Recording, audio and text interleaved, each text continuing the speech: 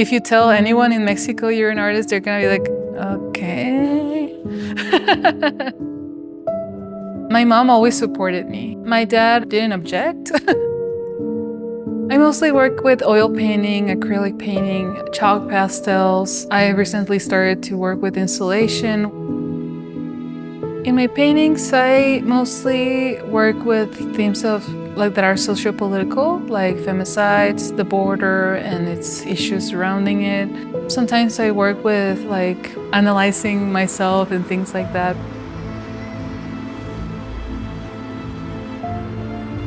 The definition of femicide is the killing of a woman because of her gender. The biggest problem in any country that lets this happen is impunity. Violence against women is a global health problem. I started to talk about it because I feel like that's the power of the artist, is to show your personal perspective about anything. I used that license of being a Mexican woman to talk about this problem, and even going into more specific. In 2020, I was listening to the news and I listened about the femicide of Ingrid Escamilla, a 25-year-old woman. That was very shocking for Mexico, for the whole nation. And then days later, they find Fatima Cecilia, a little 7-year-old girl, in a garbage bag. That moment, I had the idea of this painting. As women, we were not safe. We were not being told you're gonna be okay. It was the opposite, like stop complaining or blaming the victims. A lot of social indifference, and that all turned into a lot of emotions within me, a lot of anger, and of course, I wasn't the only one. There were huge protests happening in Mexico, and that's when the pandemic started. And I thought of making my own protest at home through art so I could share it online, because that's where almost everyone was living. The name of my thesis is En Memoria Digna, in dignifying memory.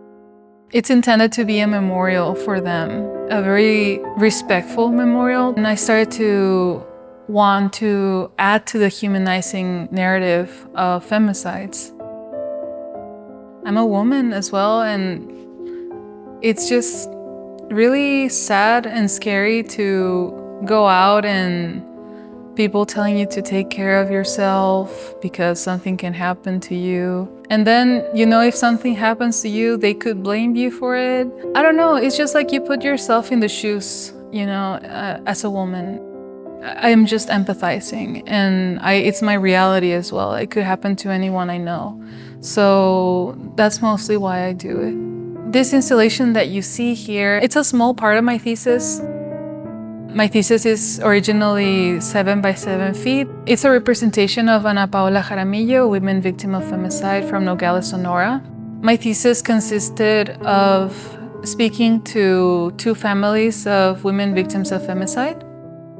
I contacted Ana Paula's family. She was just a 13-year-old child. She was such a ray of sunshine. She loved to dance. She loved her family, her pet. She loved her friends. She had so many friends. So I started to look at specific victims, women victims, because the media just turns them into numbers. Oh, statistics, 1 out of 10, 1 out of 10. But she was the whole world for her family. These families are indirect victims of femicide as well. The pain that they have after that is just out of this world, honestly. I don't know how to even describe it or understand it even.